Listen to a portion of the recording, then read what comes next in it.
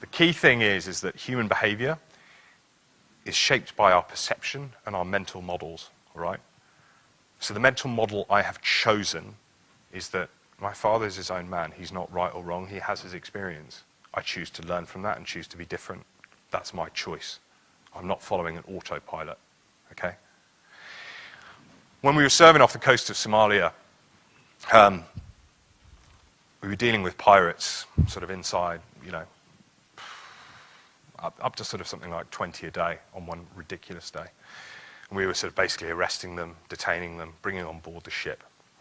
And one of my guys said to me, he said, boss, we've got a guy with a broken arm here. So I was like thinking, well, let's get the medic over there, sort it out. And he was like, no, it's been broken a while ago.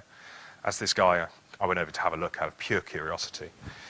And this guy basically had a break in his arm, all right? And the bone had never been set properly. So what he had was about a 10-degree angle in it, and one arm slightly longer than the other, okay? I remember looking at this guy thinking, he has been shot through the wrist or had his arm broken, pretty significant injury.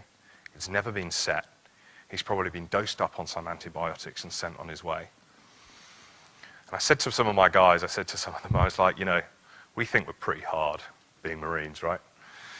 You guys complain when there isn't a second helping of dessert on the ship.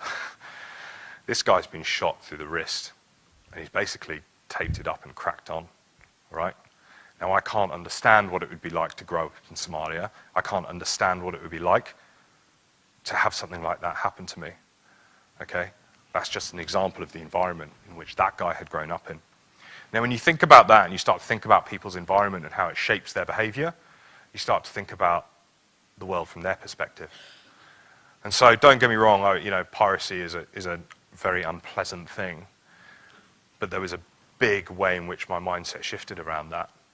And what I realized was that, do you know what?